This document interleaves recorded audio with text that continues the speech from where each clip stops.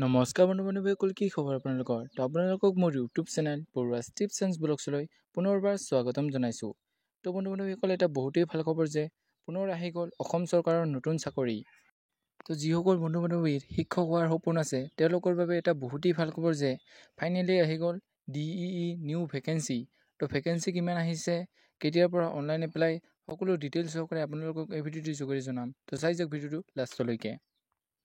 তো এইখিনিতে আপোনালোকৰ ওচৰত এটা ৰিকুৱেষ্ট যে যদিহে আপোনালোকে আমাৰ চেনেলটো এতিয়ালৈকে ছাবস্ক্ৰাইব কৰা নাই তেনেহ'লে চেনেলটো ছাবস্ক্ৰাইব কৰিব আৰু কাষতে থকা বেল আইকনটো দবাই অলপ প্ৰেছ কৰিব যাতে আমি দিয়া এনেকুৱা জব ইনফৰমেশ্যনৰ ভিডিঅ' আপোনালোকে প্ৰথমতে পাব পাৰে।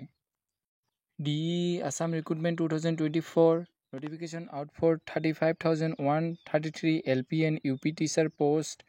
Apply online. Your overview: name of organization Director of Elementary Education Assam. Last date 12/8/2024. Total vacancy 35,133 posts. Name of the post assistant teacher. Mode of application online. Category Assam government job. Sub location Assam. ইয়াত লোৱাৰ primary LP আৰু upper primary UP স্কুলৰ টিচাৰৰ বাবে পোষ্টখিনি দিয়া হৈছে। ইয়াৰ qualification: ইয়াত সকলো কেণ্ডিডেটে online apply কৰিব নোৱাৰে।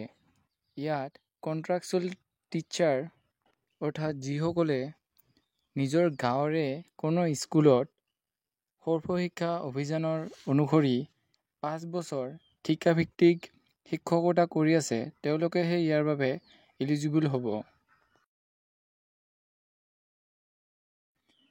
তো ইয়াত 14,000ৰ পৰা 70,000লৈকে চেলাৰী দিয়া হ'ব। তো ইয়াত নৰ্মেল কেণ্ডিডেটসকলৰ বাবে এই পোষ্টখিনি দিয়া হোৱা নাই। তো যিসকলে 5 বছৰ কোনো স্কুলত শিক্ষকতা কৰি আছে অৰ্থাৎ ঠিকাভিত্তিক শিক্ষকতা কৰি আছে তেওঁলোকেহে ইয়াৰ বাবে অনলাইন এপ্লাই কৰিব পাৰিব। তো ইয়াৰ অনলাইন এপ্লাই যোৱাকালিৰ পৰা অৰ্থাৎ 6 আগষ্টৰ পৰা আৰম্ভ হৈছে আৰু 12 আগষ্টত ইয়াৰ অনলাইন এপ্লাই শেষ হ'ব। তো ইয়াত অনলাইন এপ্লাই কৰিবৰ বাবে বহুত কম সময় দিয়া হৈছে। তো যিসকল কেণ্ডিডেট ইয়াৰ বাবে এলিজিবল তেওঁলোকে অতি সোনকালে অনলাইন এপ্লাই কৰি ল'ব পাৰে। তো এইখিনি আছিল অসম চৰকাৰৰ ফালৰ পৰা অহা DEE নিউ ভেকেঞ্চিৰ ওপৰত বনোৱা এটি সৰু ভিডিঅ'।